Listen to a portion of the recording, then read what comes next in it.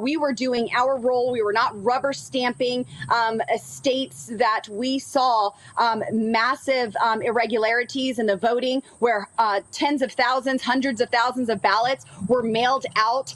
Was it tens of thousands or hundreds of thousands? Illegally. It is illegal for states to change election laws.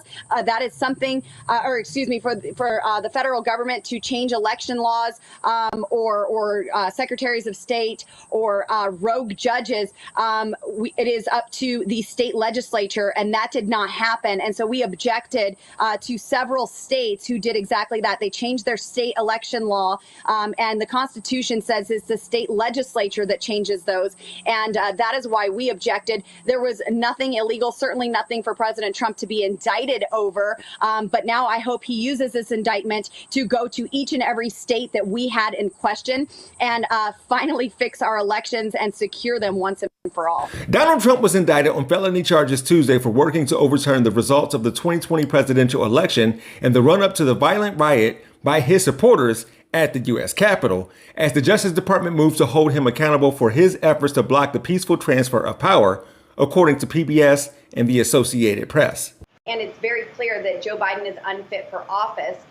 President Trump sacrificed his wealth for our nation, and all Joe Biden has done is sacrifice our nation for his wealth. And while Congresswoman Lauren Boebert is making up sacrifices that 45 has made for this country, former Vice President and 2024 presidential hopeful Mike Pence just sacrificed his future in the GOP by saying, "Today's indictment serves as an important reminder. Anyone who puts himself over the Constitution should never be president of the United States." The PBS article that I mentioned earlier goes on to say that handwritten notes from Pence may be key evidence in the case. With that said, here's the 4-count indictment.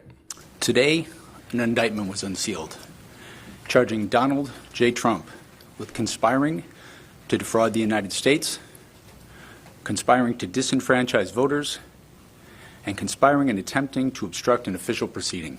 Later, Special Counsel Jack Smith said the attack on our nation's capital on January 6, 2021 was an unprecedented assault on the seat of American democracy. It is described in the indictment as fueled by lies. Lies by the defendant targeting at obstructing a bedrock function of the U.S. government.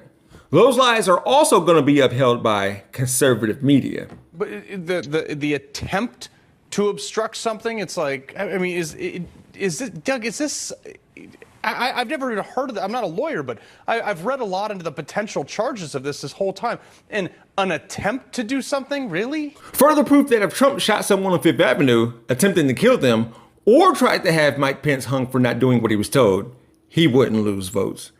Michael Shore and David Schuster are coming after you. What you going to do when they ask a simple question? Don't be like this man. Watch that video in order to prepare yourself. Or you could be like me and tell them, my architect knows Japanese.